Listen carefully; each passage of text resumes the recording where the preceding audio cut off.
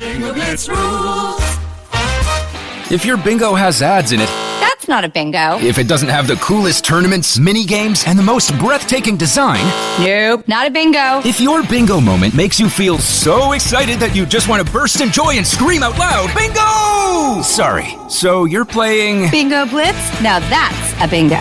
Discover a world of excitement with Bingo Blitz, the #1 free bingo game. Download Bingo Blitz and play for free. Now that's a bingo. What's up, everyone? It's Noah Daniels. Hey y'all, I'm JJ. Hey guys, it's Kat. And we're your hosts of the Real Hauntings podcast, where we bring on guests to share their first-hand encounter ghost stories and supernatural experiences. Now on to the trailer.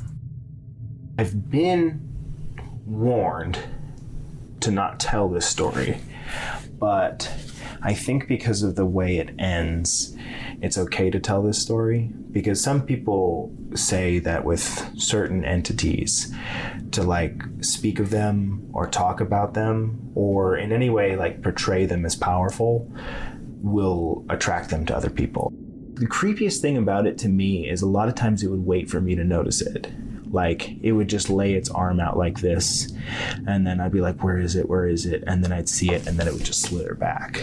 For more information on the Real Hauntings, Real Ghost Stories podcast, make sure you check out real.fm to learn more about our podcast and many other amazing podcasts.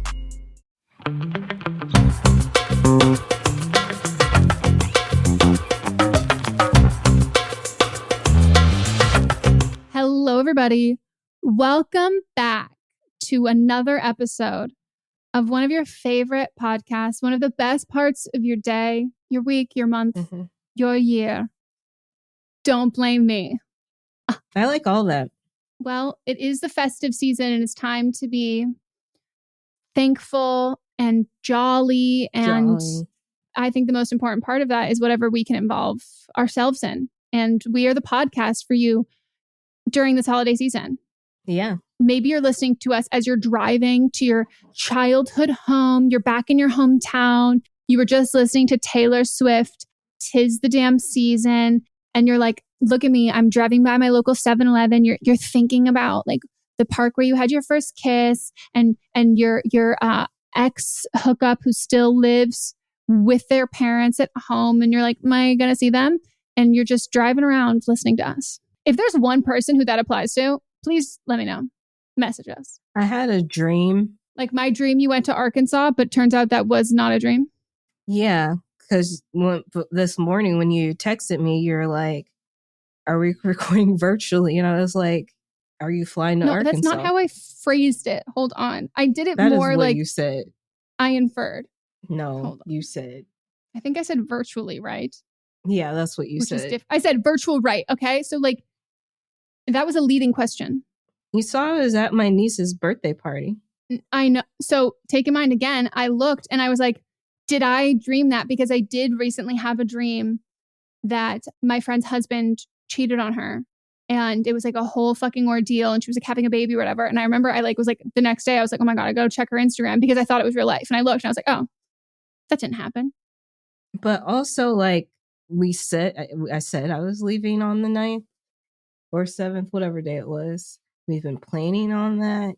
I think you liked when I said that I had just touched it. I think I even told you. I think we haven't been texting as much as we have because I've been El Sicko, but I think we had a conversation about me being in Arkansas. No, here's the thing. I definitely knew at one point you were in Arkansas, and then it was in the back of my head. I also sent you the children made drawings of me wearing a Don't Blame Me shirt. You looked great.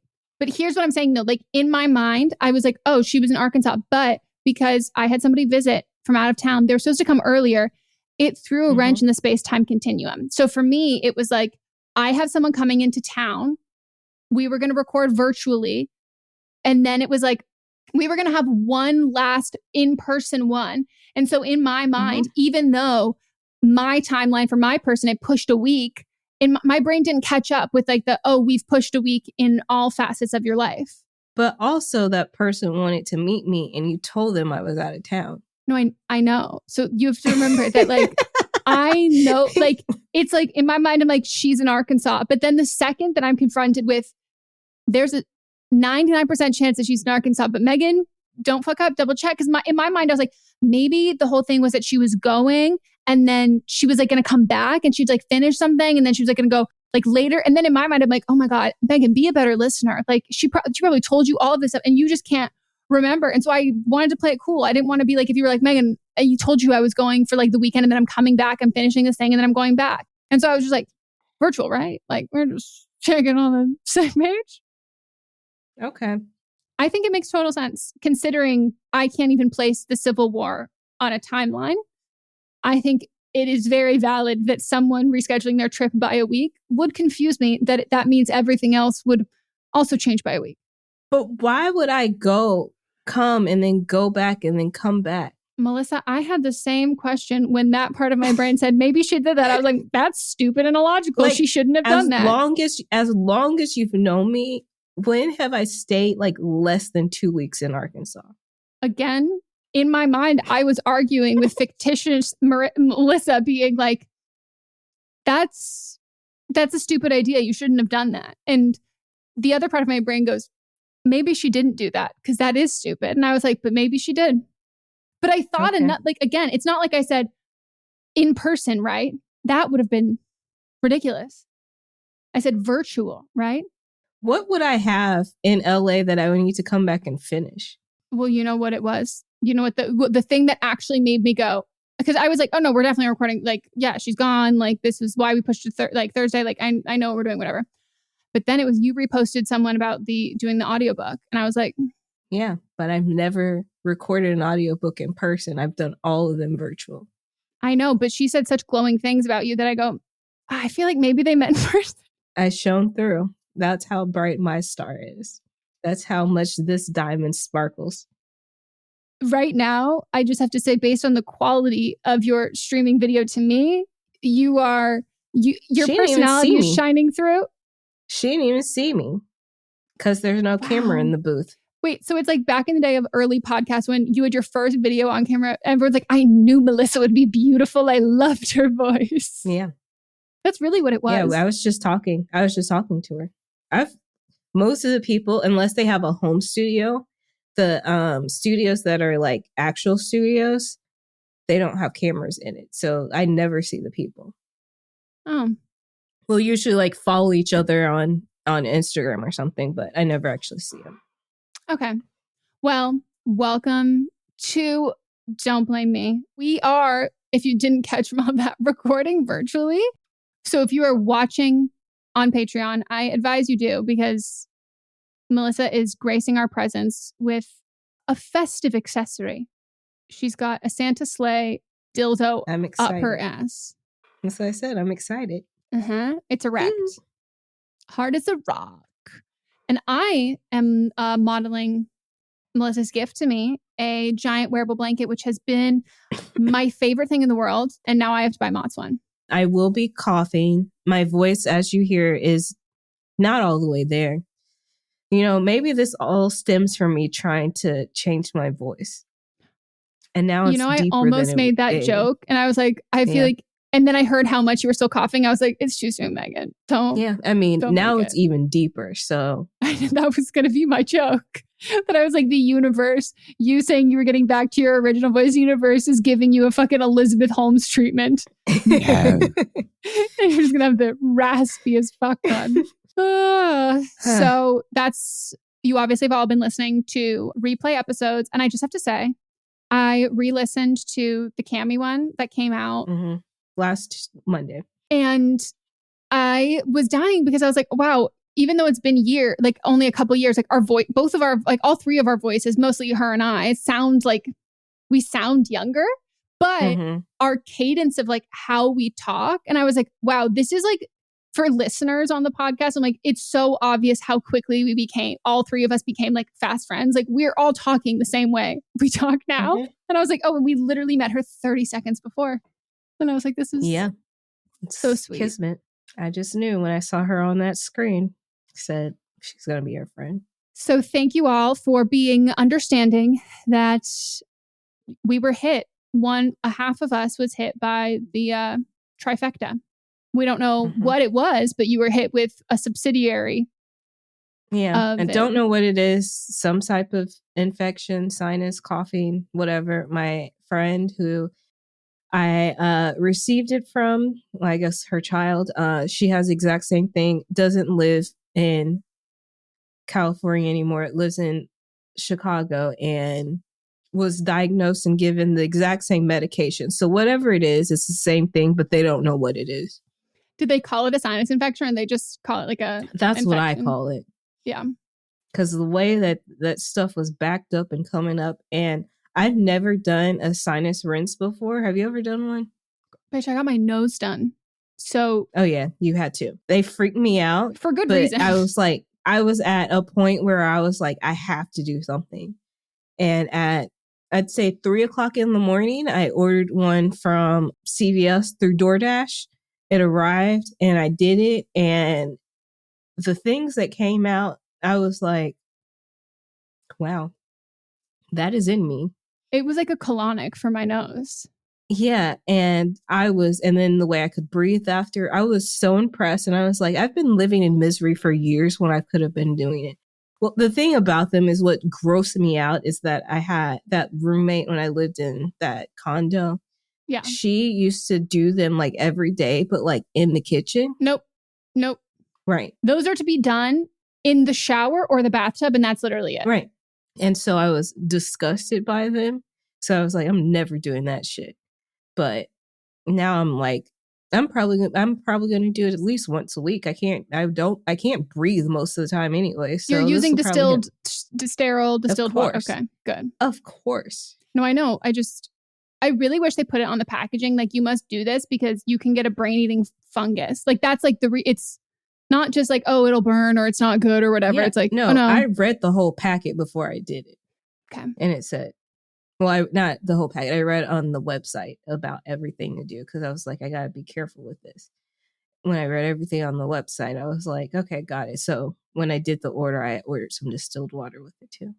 The experience of it afterwards is great, but I've never been able to like do it well because it is just like drowning yourself.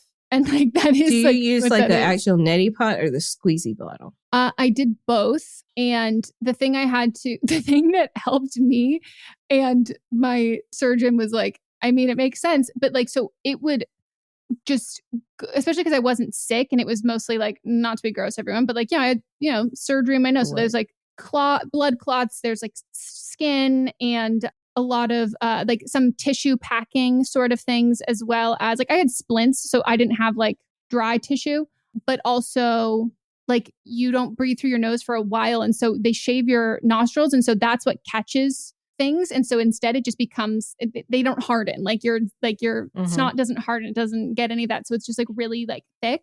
I just found that it would so quickly like start to go down my throat, even when I would be doing that. And so I just found if I keep your mouth open and breathe through your mouth. Well, so I can't, that's too internal for me to remember to do. So I would just yell and then do it. And that would help, like pushing out from my mouth and going, and then it would go out my nose and then it wouldn't go into my throat. Yeah. So yeah, I would just make sure I was breathing heavily through my mouth and then it wouldn't. Again, I read everything in the packet and then watched videos. Like I was very well researched before I did it. But the best is when like there are some that like I probably lost 5 pounds, like just out of the shit in my head. And there was one that I remember like I got like 80, what I thought was 80% of it out. And it was a girthy little fucker. And so I was like, okay, let me just pull it. And I pull it and it was like an orgasm. Like, well, I'm happy that you are on the mend. Thank you. And everybody's going to send you messages about how sexy your voice sounds and how they're like loving this new raspy, smelly cat voice. Smelly cat? Yeah, I'm going to start doing Dipsy. Oh, this is the time. This is the time for you. You should keep the coughing in there. Do you think that's anyone's kink? Yeah, probably. Everything is somebody's kink. Do you think that they're just like constantly aroused in COVID then? Yeah. Do you think there's like a moral dilemma too of like, oh no, I'm being aroused and there's a respiratory illness that's killing people and here I am jerking off to it and I feel conflicted. I feel aroused, but I'm guilty. conflicted while I'm flicking. A guilty boner. A remorseful boner. Wait, that sounds like a perverted picture book. I feel like we had something about a remorseful boner at some point. I don't know. We've said these words. I'm telling you right now, I'm putting it in my notes app and I'm having no deja vu of ever doing that before. I don't think it was something that we wrote down, but I think we talked about it. That's an iconic word combination. I would have written it down. I've definitely used that word combination before. Because it's like the adult version of like the friendly toaster. Like it's just like two words there. Perfect. Combining. You know what? It's a Reddit saying. Oh, it is? Somebody will post something weird and they'll be like, remorseful boner or the weirdest fap I've ever had. I know that. Faps and confusion. But remorseful boner is in it. Yeah.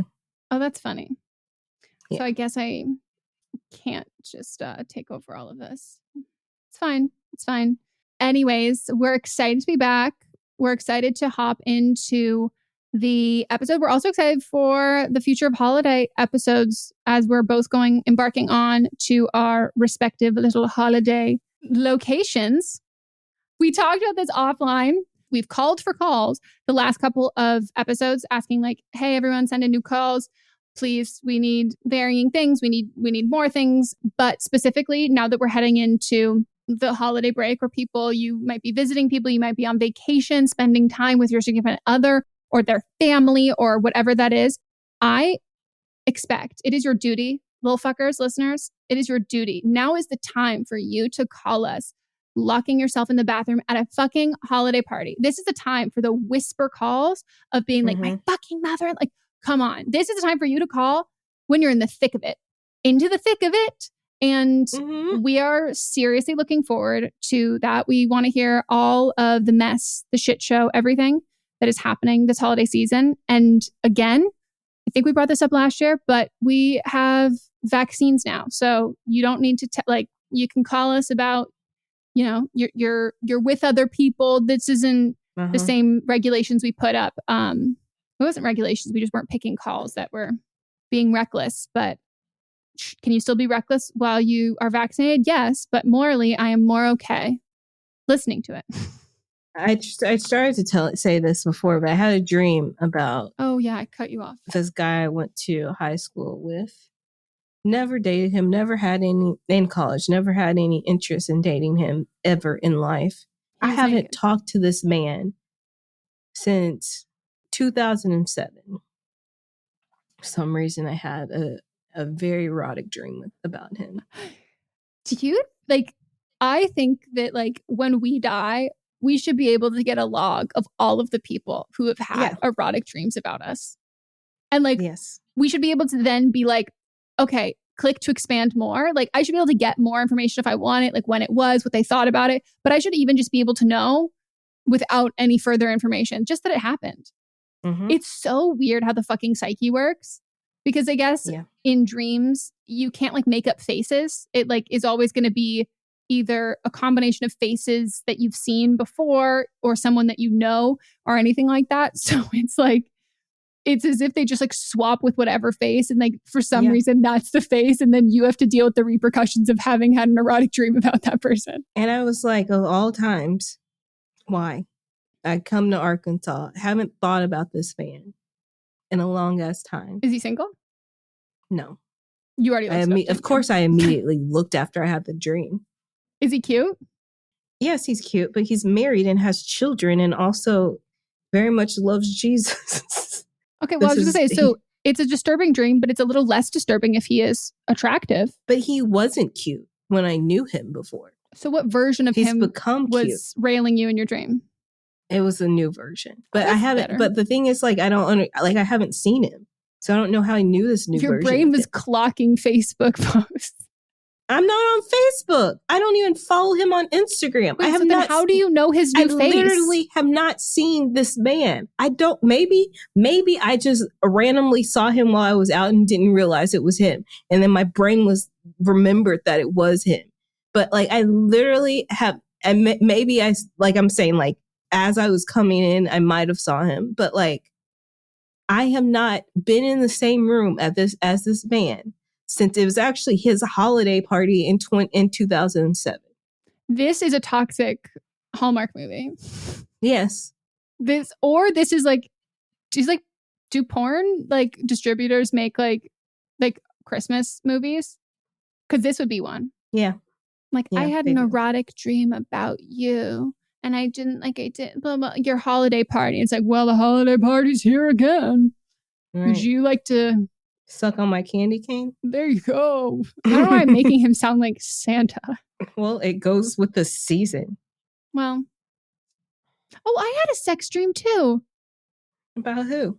I don't know, but I just fucking remembered it. Because I was just about to ask you, I'm like, well, like, did the dream end before the good stuff? Like, how did it end? And I just remember, I was like, none of my sex dreams ever, like, maybe the tip, but they never go past that. No, because I'm literally now just remembering, I had a dream that was like, you know, when you wake up from a dream when you're falling? Mm-hmm.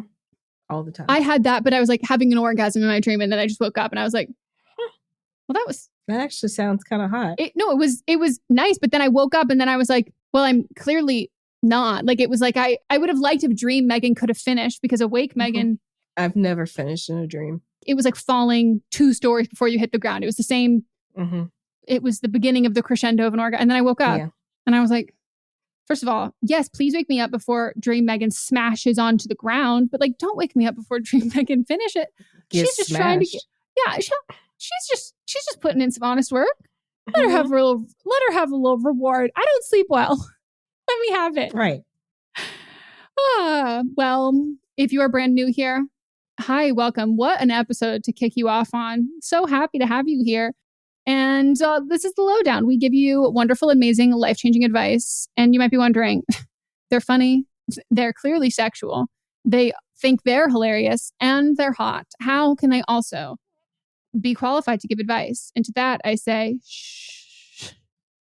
Just listen. Stop asking so many questions. Follow along like a sheep. You are a blind sheep. Bah, bah. See, if Fox News knew who we were, they would have a field day with that clip. Just follow. Welcome to I'm just pushing my agenda. To be on Fox News? Maybe that is my agenda. If you want to hear more about my agenda, stay tuned for this week's episode of But Am I Wrong? Coming out on Thursday. Mm-hmm.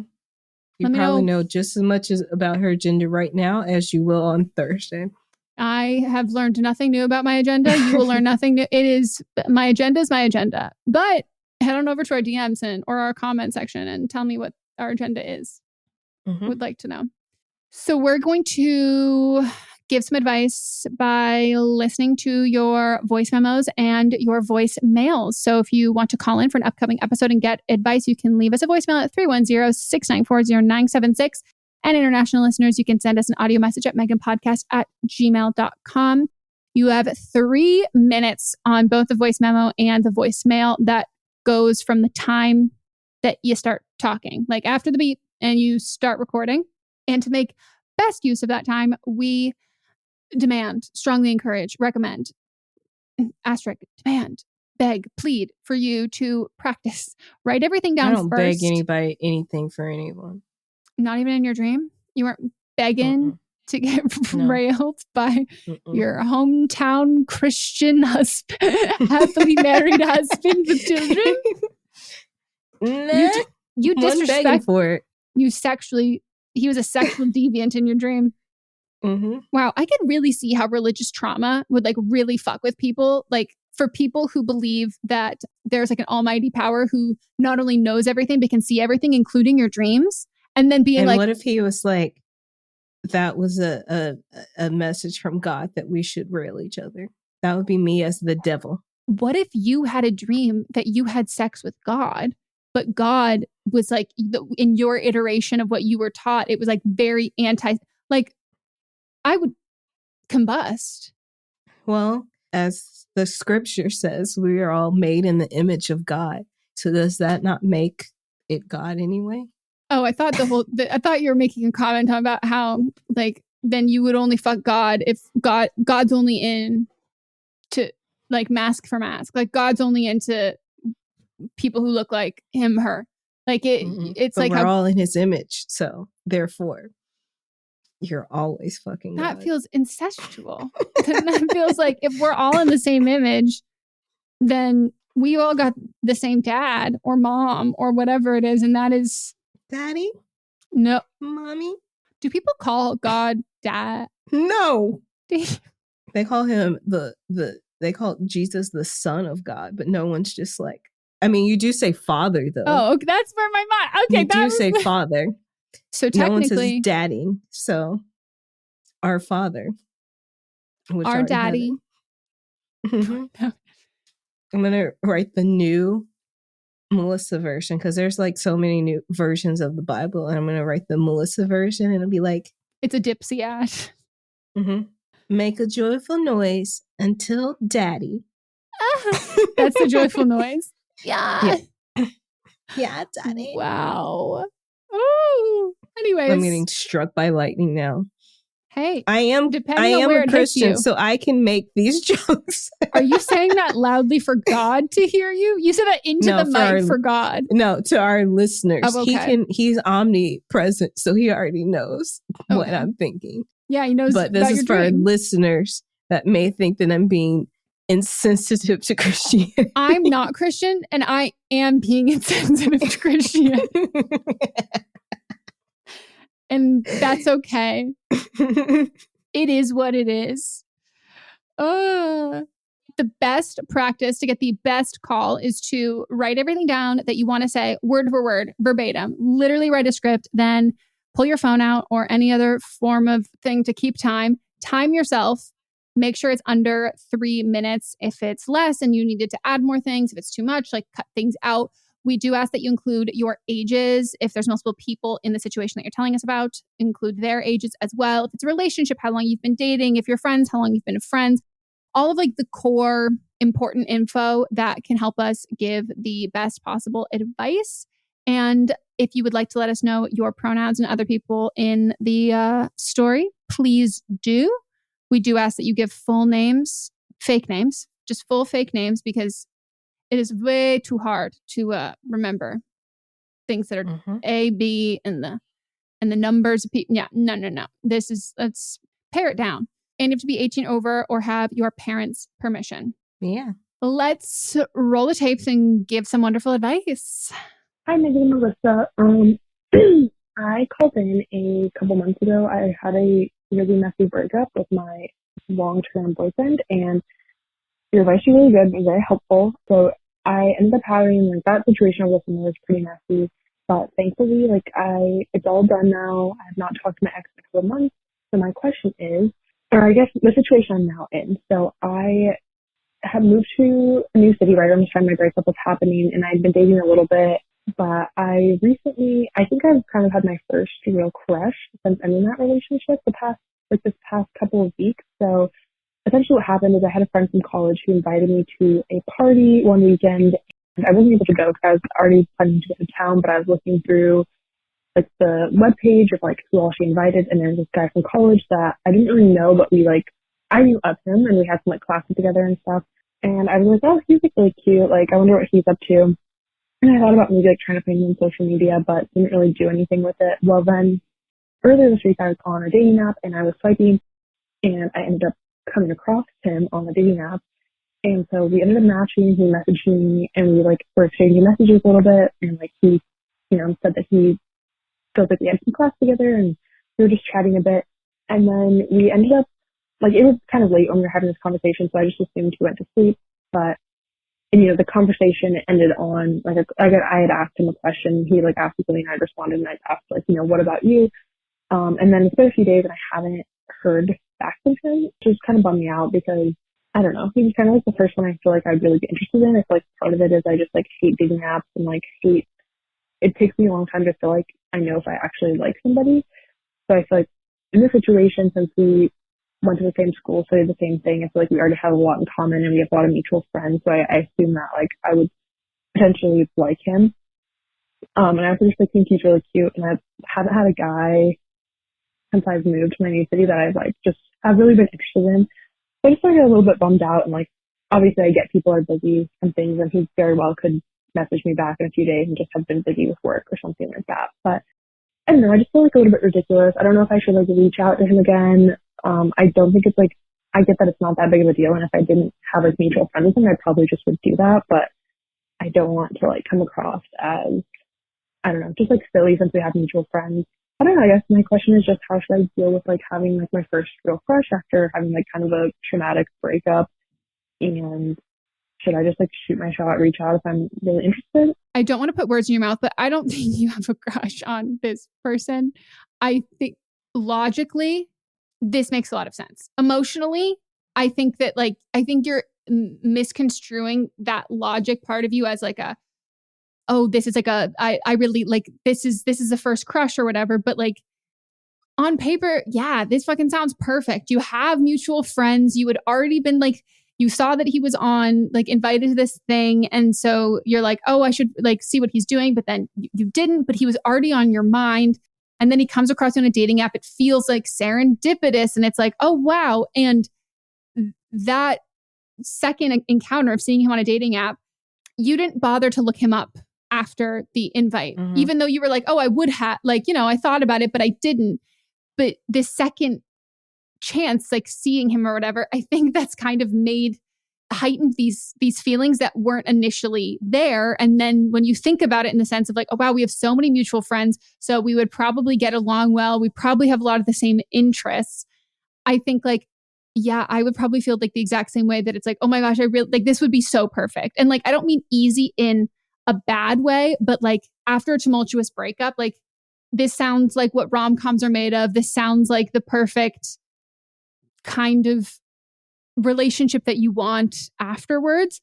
And I think that like, I'm not going to discourage you from shooting your shot. I'm just merely going to like say that if I were you, I would just try and massively slow your roll, because I am the queen of like building up people in my head and being like, well, this would be so nice, this would be so easy, and like this would be perfect. Like I'm the same way. It takes me a long time to like somebody.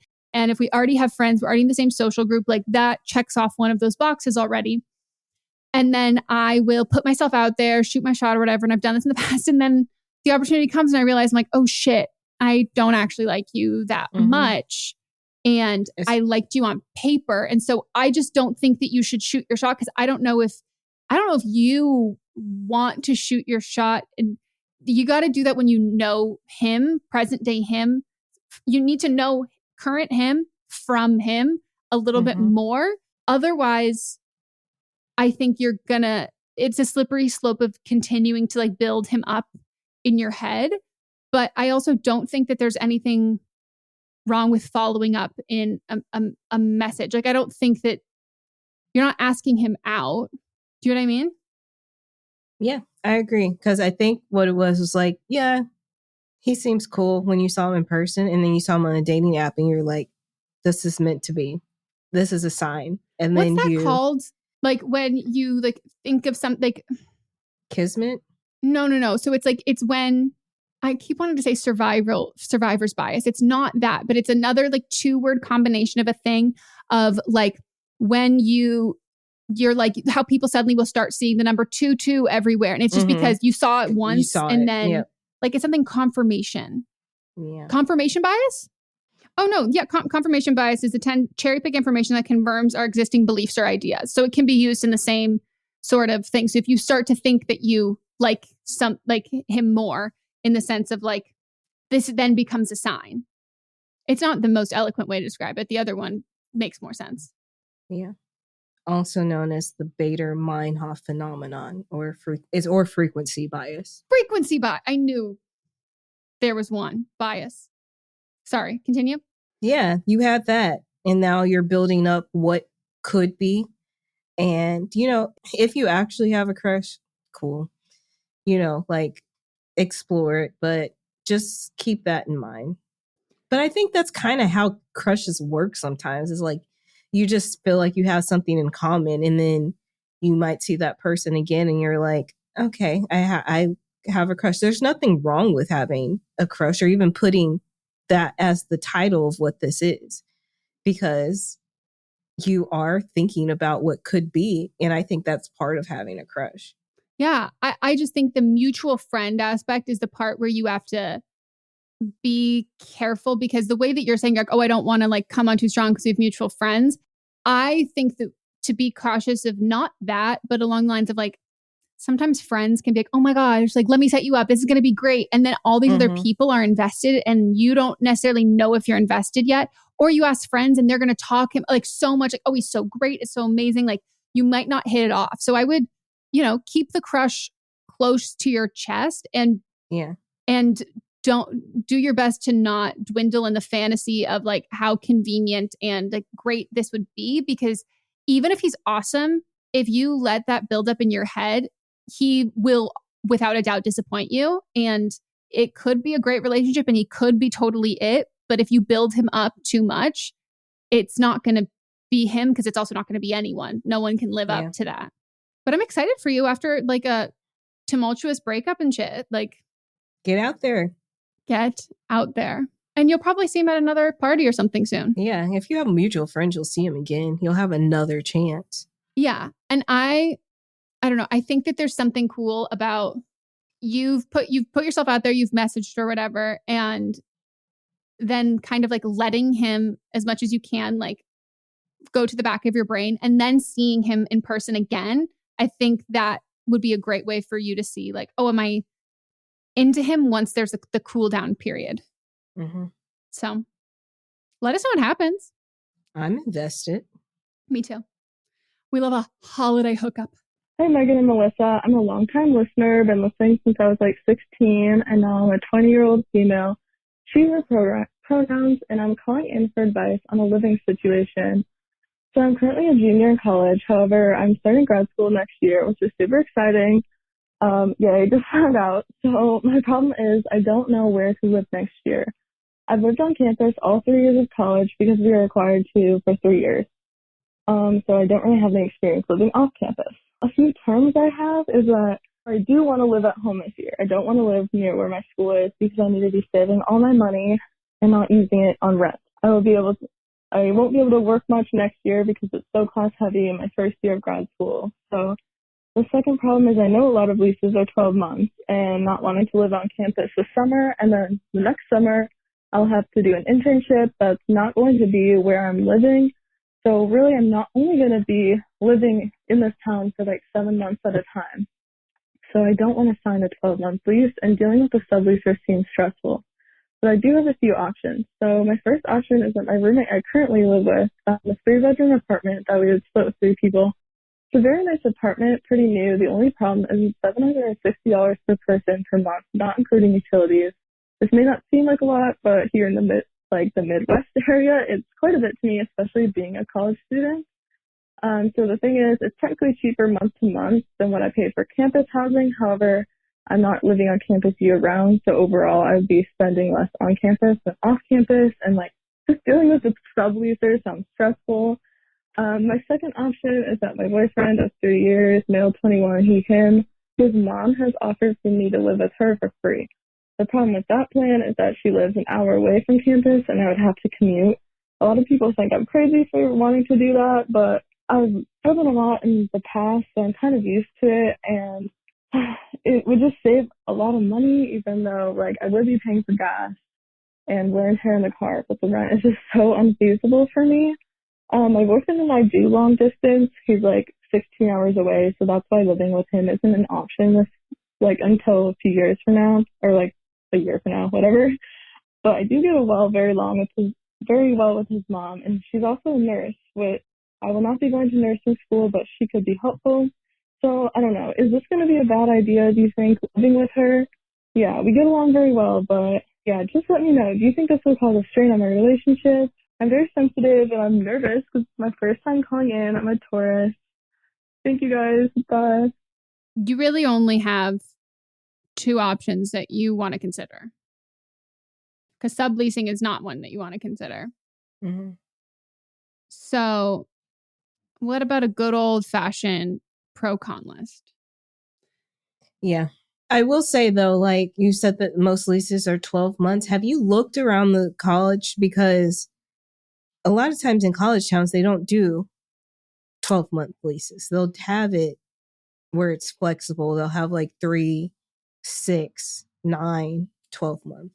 Yeah. I mean, I think so. She's saying she wants to live farther, wants to live a little farther off campus because of a potential, whatever the internship is won't be there. I will say though that like a summer internship is like, 3 months? So like, I think it would be, instead of trying to find something that's kind of like equidistance from school and like all of the possible locations you would have an internship, I think it's better to be closer to school. And then I think it's better to commute for 3 months than 7. And so I would do something a little closer. And Melissa's like, that's right. Like you have a higher likelihood of getting places that are month to month or 6-month leases or whatever that is around schools. But also, even if places aren't listed at as like a month to month or whatever those like leases are, you can, even if it's listed as a 12-month lease, you can always ask, like, would you be open to whatever this lease is, especially like if you are moving, if it would be like an apartment complex, because like sometimes you can even be like, would you be open to this? And then you would have my permission, or you'd have my permission to like use my apartment as like the model apartment for people to come tour when like, or during, like somebody that's like a summer student, you know, like they could sublease it. Yeah. Like when you're against subletting because it seems like a headache, is that subletting in general? Like I think you subletting someone else's place, like that would stress me out more, but subletting my place for a couple months is not as rough. But $750 a month per room is a lot, especially if you're not trying to spend any, like you're trying to like save money. Like it's really hard to save when you're spending $750 a month. So, I mean, I think that like there is a reality in which you move in with your boyfriend's mom and it's great and there's like no boundary issues and it's kind of just like a pleasant roommate situation and she keeps to herself, you keep to herself. And I also think there's a lot of realities where that's not the case and that like you might feel an obligation to kind of be on and like perform a little bit and like never really feel to feel relaxed because you feel like not only are you a guest, but you're a guest essentially at your mother-in-law's. And or if there's like an issue with your boyfriend or something, and especially like long distance and he comes to visit. So does that mean like you haven't seen each other in like a couple months and he's coming back to his mom's house and that's where you guys are going to finally have sex for the, you know, and then she's privy in that sense. She's privy to a lot of your, like pretty much only your private interactions and like your personal ones. And that can be a really, not to come to like mother-in-law's defenses or whatever, but that can be a really tempting place to then speak on, where a lot of mother-in-laws like to infer and, you know, say their opinions on something. But when she will be kind of there for all of your interactions, then it might get in your head a little bit more and it might feel like she has more weight and merit. She might feel like she has more agency to say something. So I think like maybe you would doing just like, honestly, maybe doing a trial run of like, I'm going to stay with her for like, if you're starting,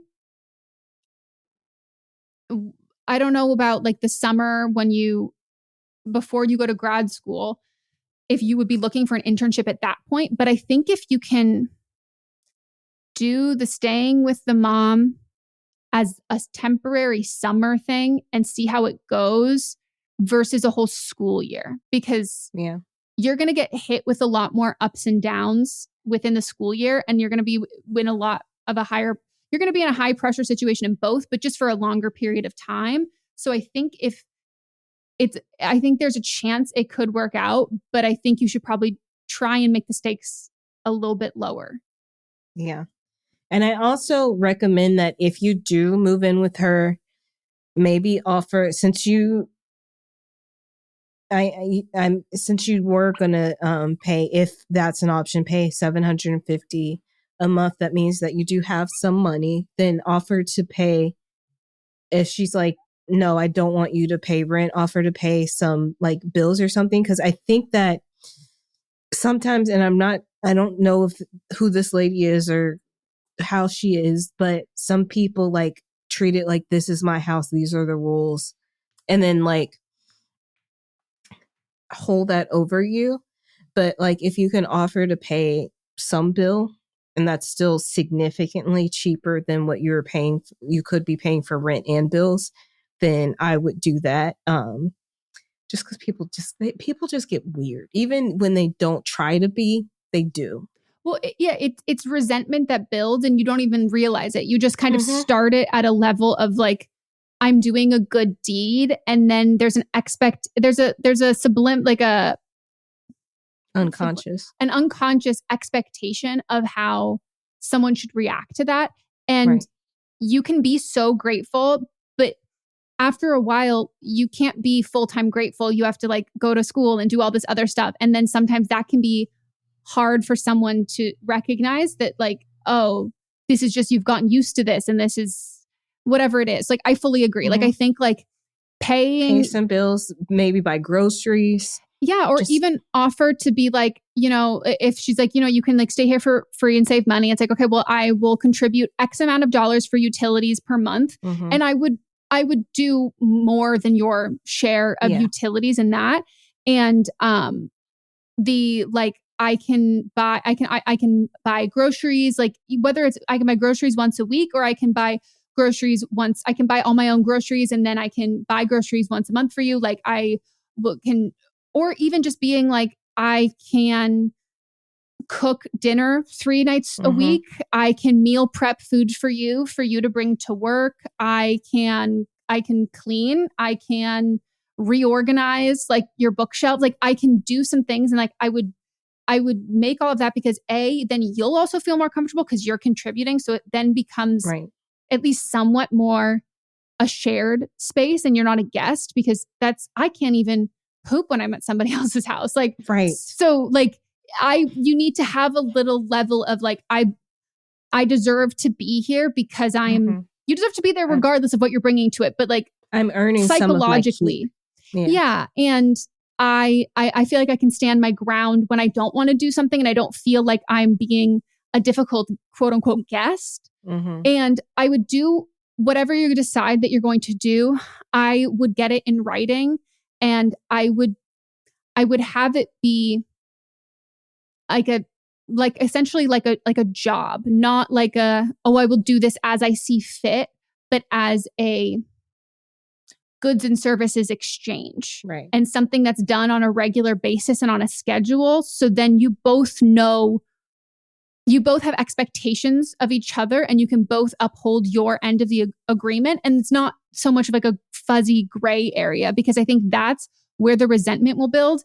And not only between you and her, but also between potentially you and him. And I think like, if you can kind of create a more like somewhat rigid structure, it also will, I think, probably prevent some awkward interactions where like both of you might feel like, oh, we're both just at the house. Like, what are we going to do? Should we talk? Should we hang out? And like that kind of obligation. And then maybe you're talking too long and you're like, why can't I shut up? And I'm going to start oversharing about these things. But when you both know like, oh, she comes home from work on Tuesday, from grad school on Tuesdays and she makes dinner and then she watches her show. Like you have these kinds of routines.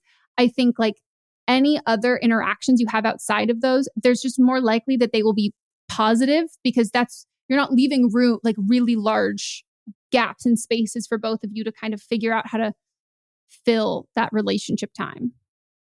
And I also just want to put this out there, which, you know, hopefully it won't happen, but what happens if you and your boyfriend break up? Then what happens in that situation? I just want you to think about that. Yeah. And that's why you need to have this stuff in writing. And especially, I think you need to I would have like someone look over, or even if you can pull up like a legal lease template online, something that involves you paying monetary money, even if it's a little bit, because that's also usually what protects you in eviction stuff. So she can like kick you out if you're staying there as a guest with nothing. I mean, depending on where you are, there's squatters' rights and that stuff. But like, if you enter in a formal agreement and you do break up, she then can't like kick you out and not give you like, you know, you're protected more. And I think like even if the relationship is great and everything is great, it just is that fail safe there. So you'll probably be less on edge and nervous. But also not financially or legally, like mentally, what kind of hold that'll have on you, both you and the essentially mother-in-law. Yeah. Like, I just. My mom just brought some food in. Would you like to say hi? Yes. Hello. I'm loving the collar in this. This is very cute. What is this shirt? This is cute shirt. What's the shirt? Hello. Hello. How are you? I'm good. How are you? Oh, I'm wonderful. She's a podcaster now. Fake? Talk with your real voice. I am talking with my real voice. No, you're not. Well, Melissa's trying to talk with her real voice, but she's too sick to do that. Yeah, but I'm so glad she's home. Oh, my baby. You get all of them under one roof. I've got all of them. Yes. That's fun. I was showing my dad pictures of all the nieces and nephews and how it's literally like copy paste on everyone's faces. And he was like, that family has the strongest genes I've ever seen. I was like, I know. Yeah.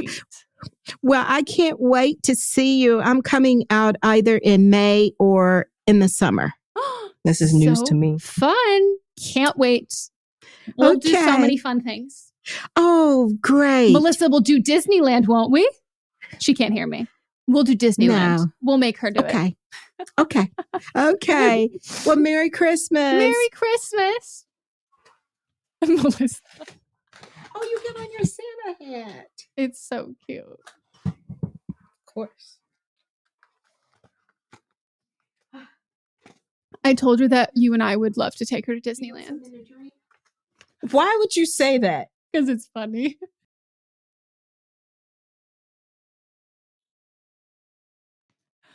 Oh my God.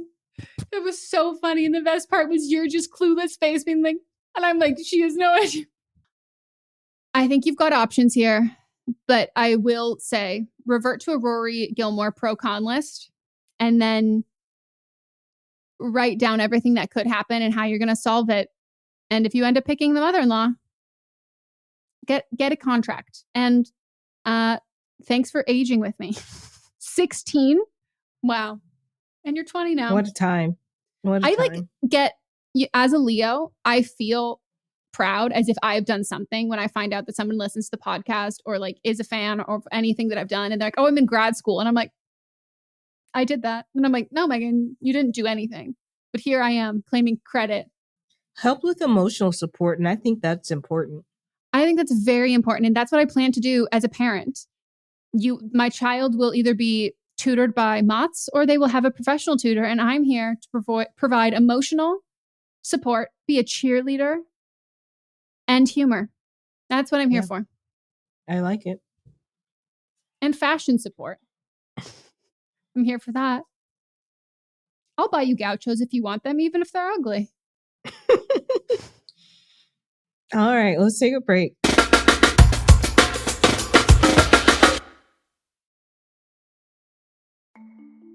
As a podcast network, our first priority has always been audio and the stories we're able to share with you. But at Realm, we also sell some pretty cool merch, and organizing that was made both possible and easy with Shopify. When you think about successful businesses like Aloe or Allbirds or Skims, an often overlooked secret is the business behind the business that makes selling and, for shoppers, buying simple. For millions of businesses, that business is Shopify. That's because nobody does selling better than Shopify. It's the home of the #1 checkout on the planet. And the not-so-secret secret that's definitely worth talking about is that Shop Pay boosts conversions up to 50%. That's more happy customers and way more sales going. If you're hoping to grow your business, your commerce platform better be ready to sell wherever your customers are scrolling or strolling, on the web, in your store, in their feed, and everywhere in between. Businesses that sell more sell on Shopify.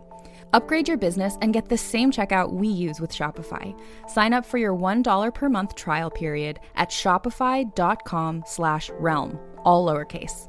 Go to shopify.com/realm to upgrade your selling today. Shopify.com/realm.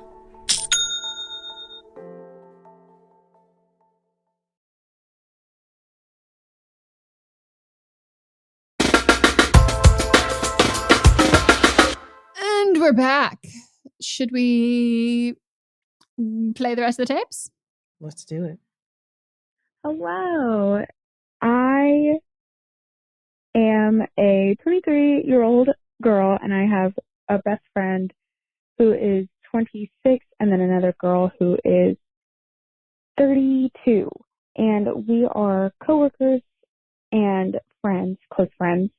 And I know like trio friendships have a very bad reputation in society, but one of the girls is starting to be a bad friend, and me and the other girl are trying to decide like if it's our job to teach her how to be a better friend, or if it's like tough shit, you're out of luck, bye, and just like end it there, because we've given her multiple chances on stuff she's done before, and we just don't know what to do from here because she's messed up so many times and like just not tried to be a good friend. And by like not trying, I mean like not reaching out and not scheduling stuff, and it feels like me and the other girl do a lot of the work. And then anytime we do go out with her, like let's say we go out on a night out of the town, and she gets absolutely shit-faced and apologizes, but I mean, you know, your actions speak louder than words, and she ends up doing it every time anyways. And it's a really red flag that she's never had any really close friends before. She always says that we're the closest friends she's ever had, and she's never really had best friends. Like, that's always been a red flag in my case. But I guess the question I'm asking is like, is it our job? Does it make us bad friends for cutting it off? Or should we try to be generous, kind, understanding people by continuously giving her chances, but maybe keeping her at arm's distance? Or should we continue being her like BFF? And I guess we're not like BFFs because I can't be super, super real with her, or else this probably wouldn't be happening.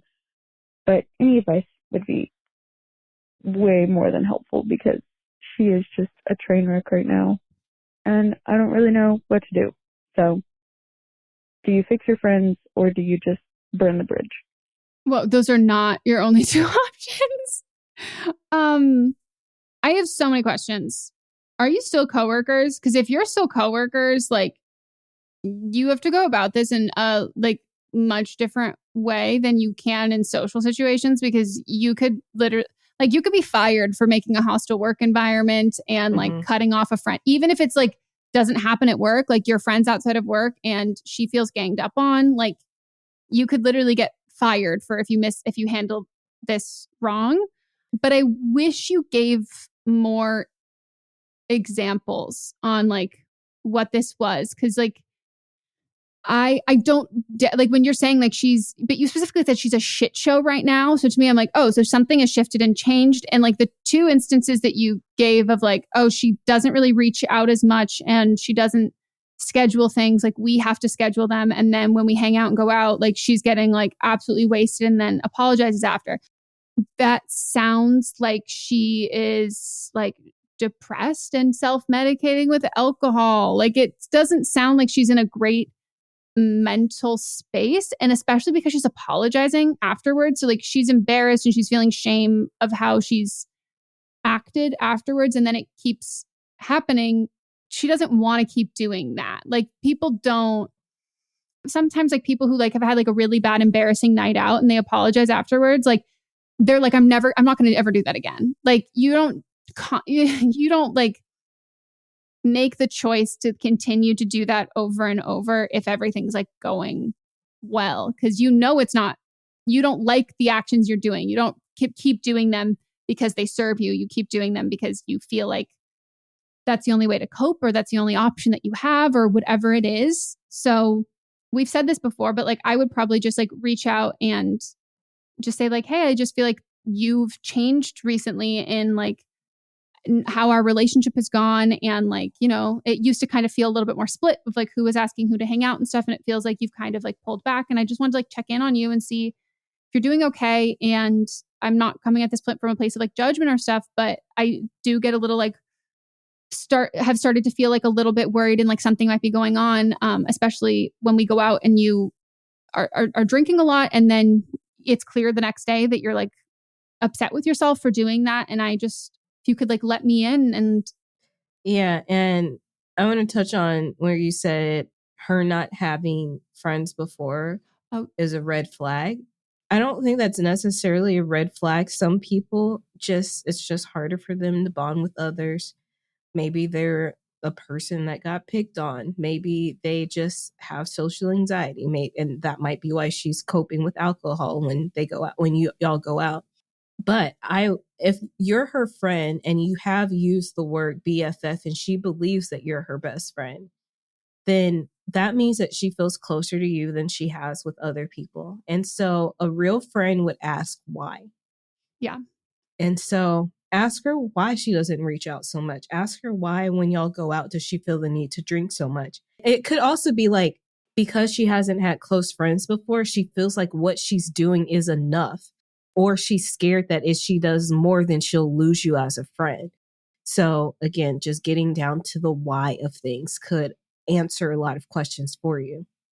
Yeah, I agree. Like there's a chance that like all of her other friends said that she came on too strong. And so I understand the idea of thinking that someone who hasn't had maintained friends is like, that's a red flag.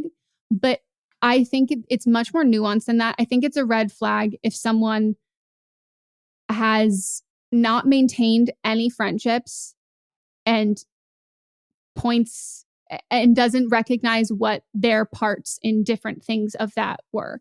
I think that's a red flag if it's like, no, it was everyone else in that. And even like I've had a slew of toxic friends and that wasn't my fault. Like I'm not victim blaming myself, but I can recognize now I'm like, I was in those situations because I had really low standards for the people I was surrounding myself with. And then I was accepting shitty behavior. I had other toxic people in my life. And so I had been conditioned to think that was okay. And it was that's what it looked like when someone was caring about me. And I now recognize that was my own trauma, my own insecurities that were playing a part in how I ended up in those friendships.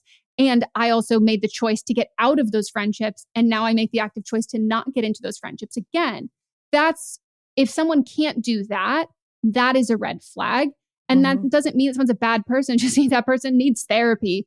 And you don't have to be friends with someone who's a shitty friend who's like not wanting to work on themselves. But yeah, like you said, like if you were best friends at any point you referred to each other as that, it's what you're saying is that this has been a shift in how she's been acting. I always think that when someone is doing something that is like is negative, as opposite of their character, and that is like in the negative side and all of that, I don't think we should assume that is their true colors. I think it's always better like you became friends with a certain person because of certain things, how they treated you.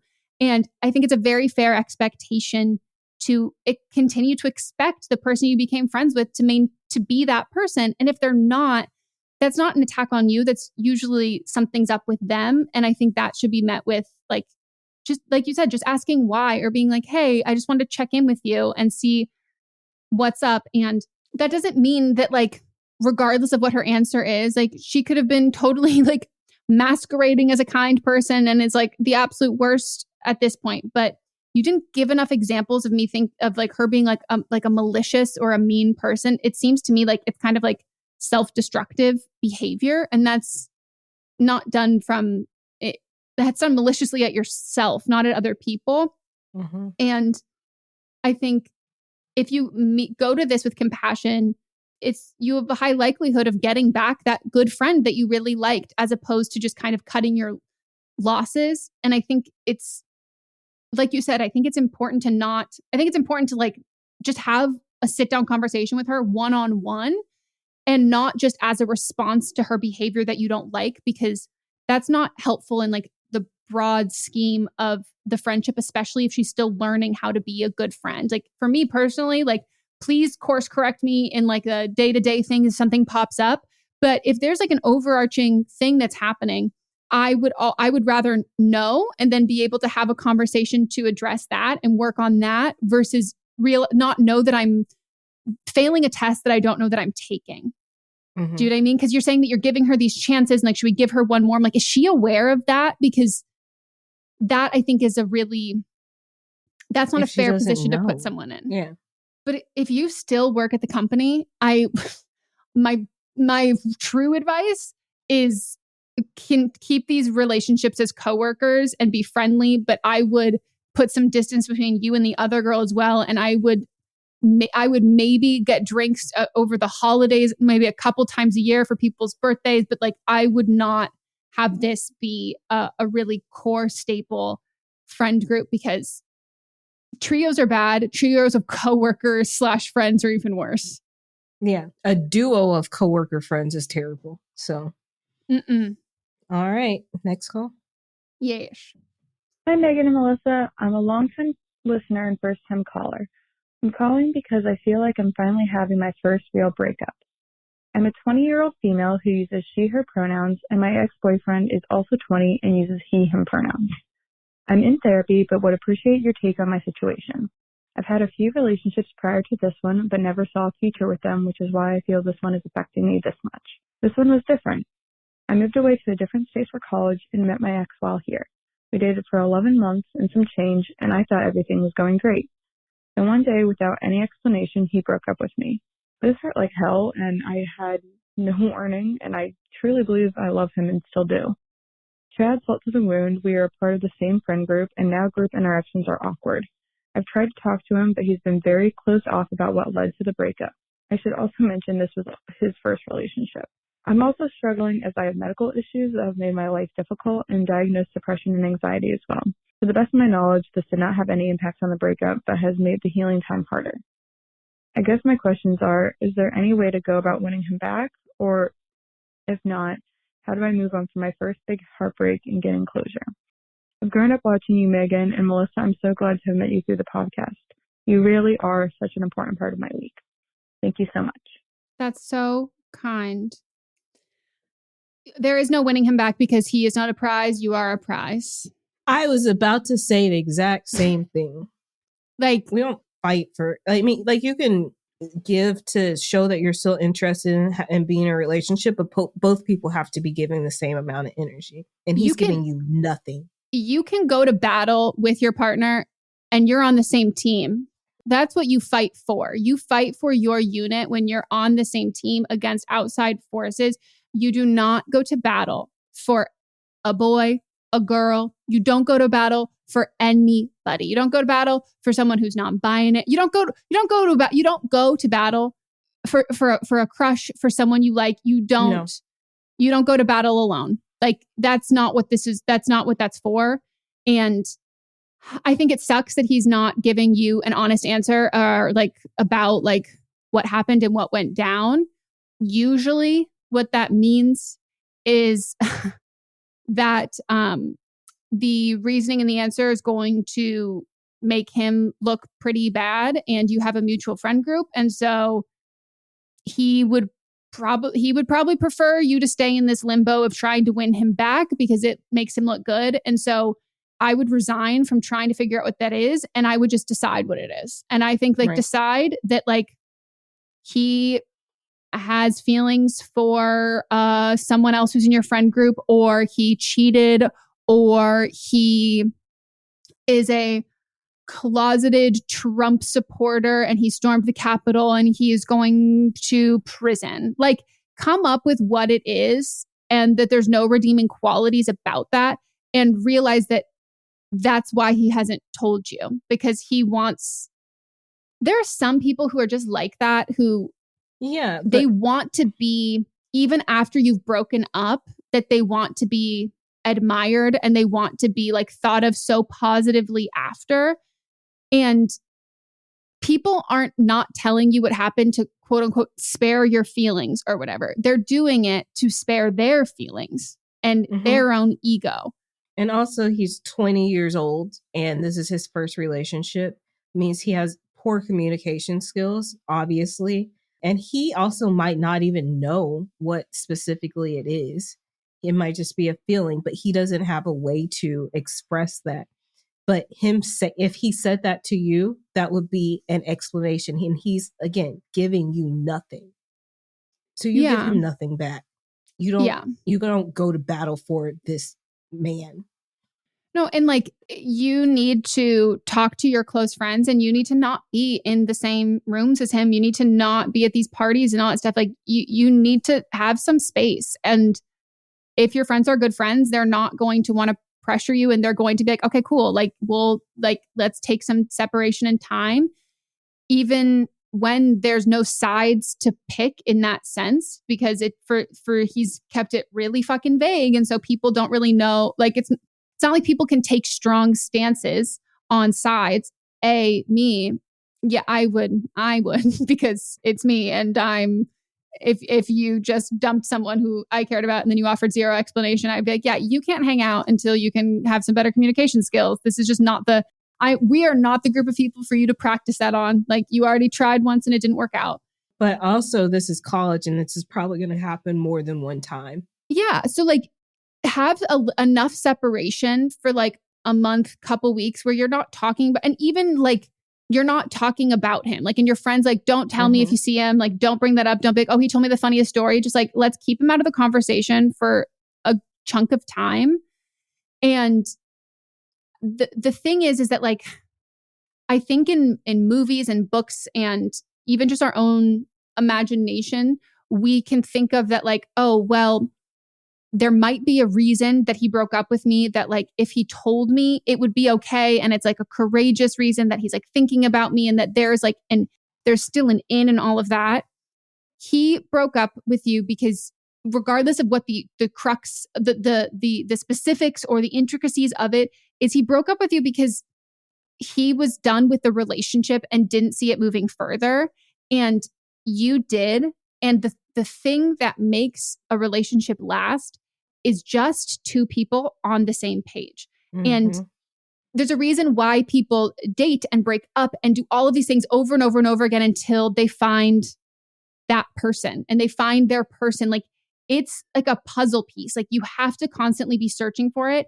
And it's not the first person who you have those feelings for. It's the first person that you both have those same feelings at the same time and they move at the same pace. That is how you end up with somebody, and you want the same things in your life. And you need all of those, like think of it like a treasure hunt. You need to check off all of those things.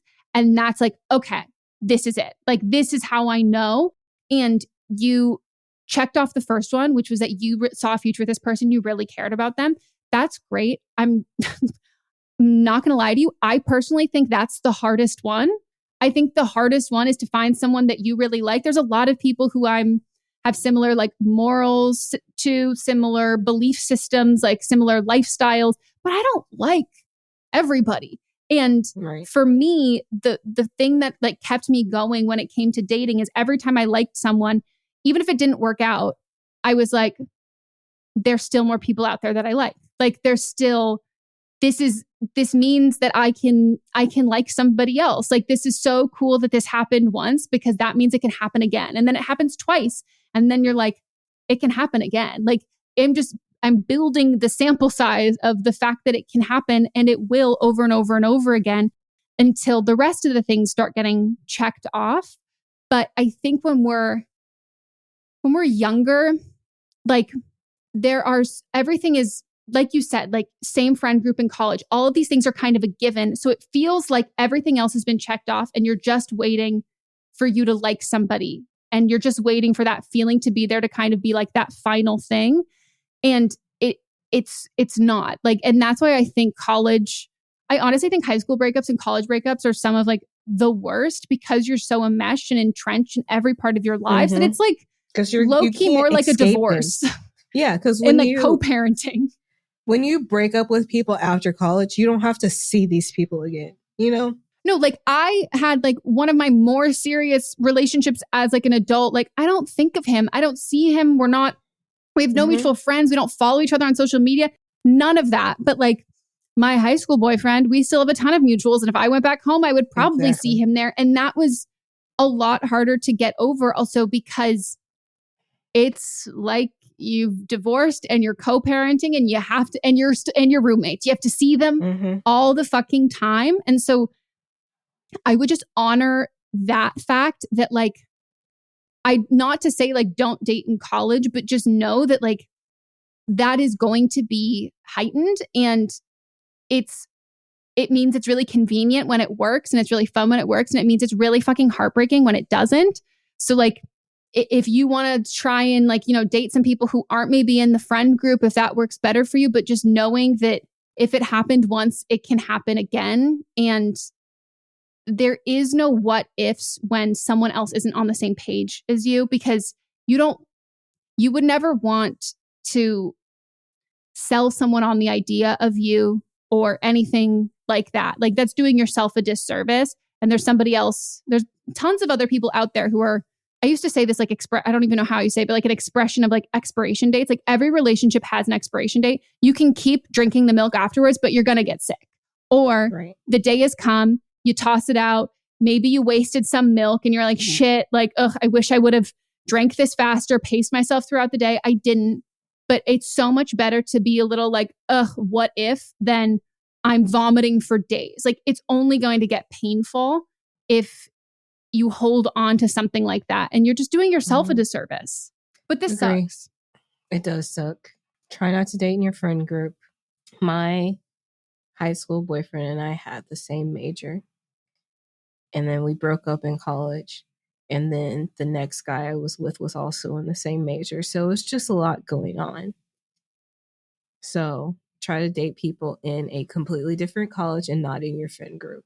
Yeah. My most devastating breakup, like my high school breakup was like rough, but that was slightly easier for like the length that it was, much longer. I dated someone in college for not even that long. And that was so hard. Like it was just so fucking hard. Also because those friends, they don't necessarily feel like they owe you as much. And so you don't really want to ask as much of people. So you don't have as great of a support system always. And then you're forced to be around them all the time. Like, it's really hard. And that's a universal thing. And as hard as it is, it doesn't mean that like, oh, someone really good got away. That's just kind of how college it's kind of just how it is. And it sucks.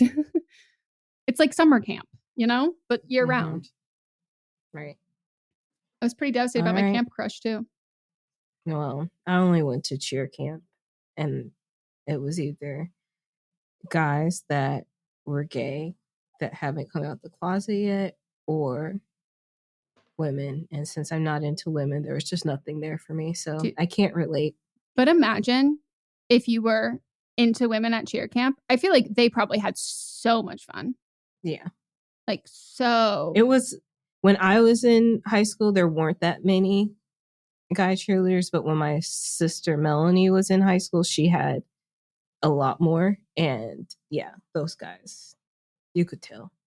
Oh, I mean, hell yeah. Especially if in a conservative area and if like your parents don't know and like you have to keep things like that. Like, and you're with this, you get a free like their ignorance is to your benefit in that sense. It's like on Bring It On. Remember? Yes, I do. All right, well, we're gonna take another break.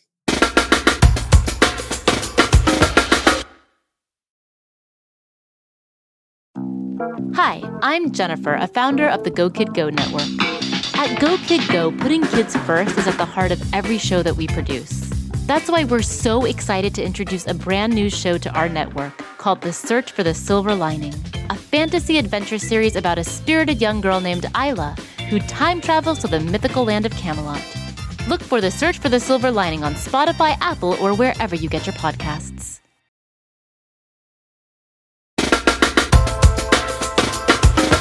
Yay. Yay. We're back from our break.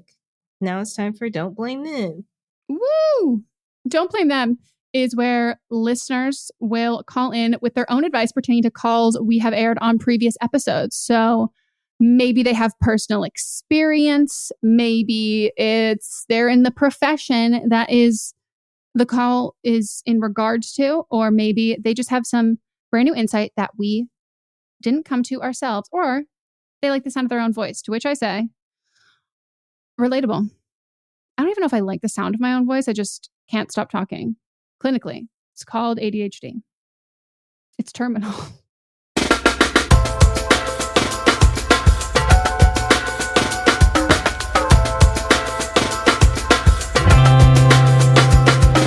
Hello, I'm calling in for the call where someone wanted to move to LA and they only have $3,000 to do so. And I want to second what Meghan and Melisa said and say, do not do that. I moved to the Pacific Northwest about 4 years ago with about $3,000, and that was barely enough. I had to have someone co-sign for my apartment. Like, I wasn't even expecting to get an apartment right away. So I would recommend moving somewhere else on the coast that you like, somewhere else that's liberal, and start there, get a job, get situated, live there for a year or so, and then save up your LA money to move down to LA, and hopefully look for friends that are going to live in LA soon, someone you trust, someone you can live with, because you cannot really do that by yourself. My friend just moved here, tried to do that, and she has over $10,000 saved, nearly 15, and she spent $1,500 in 2 weeks at her Airbnb. And if she had like $3,000, she wouldn't have been able to buy those things. She's like really good at saving stuff, so she was able to move up here to where I'm at and live with me for the next couple of months to get her, and so that maybe in a couple of months or maybe she can move back down to LA once she has higher paychecks. Like, if you haven't been working in LA and you're from somewhere else where the minimum wage is a lot lower, you are really not going to be able to even qualify for the apartments. And when I moved out here 3 years ago, I started looking for jobs like 3 or 6 months before. So definitely like wait it out. Also, don't move in January. Like, that's probably the worst time to move because that's when a lot of places don't even rent out their apartments because like the New Year and Christmas and everything, it just makes it really difficult. So save up a little more money, maybe move somewhere else that's super liberal on the coast and move your way down.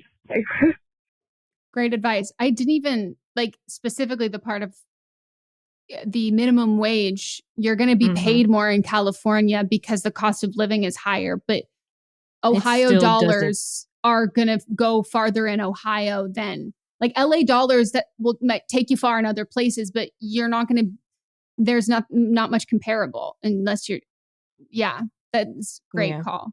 And also, I don't know if I mentioned it before, but like not only do I think that's great advice because like conceptually it is, like that's literally what I did and like consciously did when I went to college. I was like, I want to end up in LA. I'm going to go close to LA and then I'm going to work and I'm going to save my money. And I commuted and traveled and did all of that fucking shit, logged that time. And as much as gas is expensive, if you are like freelancing or doing stuff driving to work farther to LA, you can write that off for taxes. And so like, there are ways to do that. And as somebody who did it, it also makes the reward and the payoff all that sweeter because you really, not that other people don't work for it or don't earn it, but you're battling it every day and working towards it every day. And like visually, you're seeing it in the distance as you drive to it. And then you're driving back, you see it in your review mirror. And like, it's like a tangible goal. Like it's the best kind of vision board to achieve it. Yeah. And like I said, I lived with a friend for the first 6 months. And then I moved in with somebody that was subleasing their place because their sister lived in one of the rooms. But it was like a shitty apartment. Like I've never lived. If my parents knew how I was living, they would have. But I was trying to be more independent and not let them know. But they would have, given me money or made me come home. And you're like, maybe this is what adult life is. I've just been sheltered from it. but I was only at that place for like 3 months. And I knew that, but I knew that I would have a little bit more time to save up a little bit more money. And I got a job in that time. And then I moved to the condo that I lived in for a while with somebody. So there are steps like, but again, $3,000 is not going to get you far at all. No. And it's like just going to Vegas and gambling it all. Like you're not going to see anything at the end of it. And it took you so long to save up that. And it's always better to save up more than to try and it's not like a make it work situation. Like a cushion is always good. I'm like a big saver in general. And there is, regardless of what your income is, there is a sense of security in having any amount of cushion, but just even a little cushion. Like it's the more cushion you have, the more you can relax and the more you feel secure. And it's built slowly. But yeah. I wonder if they are going to move. I wonder if they have looked into it more. Let us know. Let us know, please. We love updates. So if you have called from a previous episode and if you've been on and we've given you advice and you want to give us an update, shoot us an email, meghanpodcast@gmail.com. We will coordinate having you either send us in something, or if the holidays are coming up and you have some time off, we can hop on a Zoom and hear from you, ask you follow-up questions, let us know what happened, blah, blah, blah. But I think we're also okay with you sending in something to let us know the update. Maybe if you didn't look so good and we kind of, we ripped you apart, maybe you don't want to show us your face. I get it.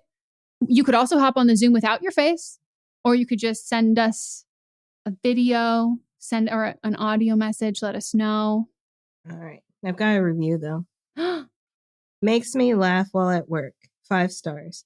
I love this podcast so much. It makes the work day go by and I have to keep myself from laughing out loud. 1 billion stars. Thank you. We appreciate. I love the imagery of people listening to us talking about, fisting and, God smiting you for having a dream where you get railed. Like, I love the idea of that. Wow. My brain goes to how a child thinks of jobs. Like my brain goes to like someone in a lab, just like typing things, or like performing open heart surgery with an AirPod in and be like, oh, these girls, or an astronaut going to space. Like, I'm just thinking of like, what career do you want in like flashcards? Like, that's how I think. A marine biologist training a dolphin, or not. You don't train dolphins if you're a marine biologist, but as a child, I was like, that's what they do. Working with dolphins, all of that. So let us know the job. Maybe don't get specific, but I would love to know when people are like, oh, I listen at work. I'm like, what's your field and what's your medium? Like, are you listening to the pod? Is it one headphone in, one headphone out? Like, is the video in another tab? Is it like all small? Like, how do you hide the titles from your phone? Do you like turn your brightness down? Always curious to hear. Yeah. Well, that is it for our episode. We hope you all enjoyed. And if you felt compelled to leave a review after that beautiful one, don't fight the urge. Cave into those feelings and write a 5-star review. We'll see you tomorrow.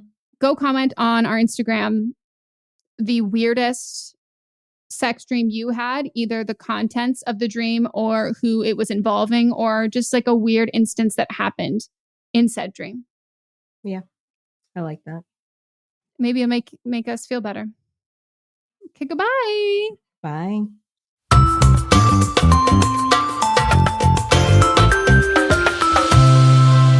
Don't Blame Me is a production by me. Executive produced by Melissa DeMonts and Diamond Imprint Productions. Edited by Coco Lawrence. Post-production sound by Chris Henry. Production assistance by Melanie D. Watson. Music by Ryan Hunter and Giacomo Picasso.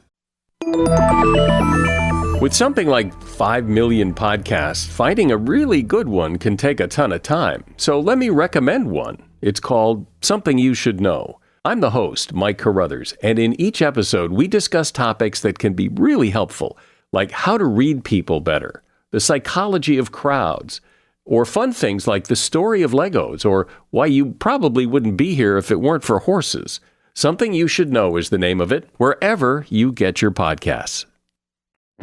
Welcome to the small town of Chinook, where faith runs deep and secrets run deeper. In this new thriller, religion and crime collide when a gruesome murder rocks the isolated Montana community. Everyone is quick to point their fingers at a drug-addicted teenager, but local deputy Ruth Vogel isn't convinced. She suspects connections to a powerful religious group. Enter federal agent V.B. Lauro, who has been investigating a local church for possible criminal activity. The pair form an unlikely partnership to catch the killer, unearthing secrets that leave Ruth torn between her duty to the law, her religious convictions, and her very own family. But something more sinister than murder is afoot, and someone is watching Ruth. Chinook, starring Kelly Marie Tran and Sanaa Lathan. Listen to Chinook wherever you get your podcasts. Hi, this is Rob Benedict. And I am Richard Spate. We were both on a little show you might know called Supernatural. It had a pretty good run, 15 seasons, 327 episodes. And though we have seen, of course, every episode many times, we figured, hey, now that we're wrapped, let's watch it all again. And we can't do that alone. So we're inviting the cast and crew that made the show along for the ride. We've got writers, producers, composers, directors, and we'll of course have some actors on as well, including some certain guys that played some certain pretty iconic brothers. It was kind of a little bit of a left field choice in the best way possible. The note from Kripke was, he's great, we love him, but we're looking for like a really intelligent Duchovny type. With 15 seasons to explore, it's going to be the road trip of several lifetimes. So please join us and subscribe to Supernatural then and now.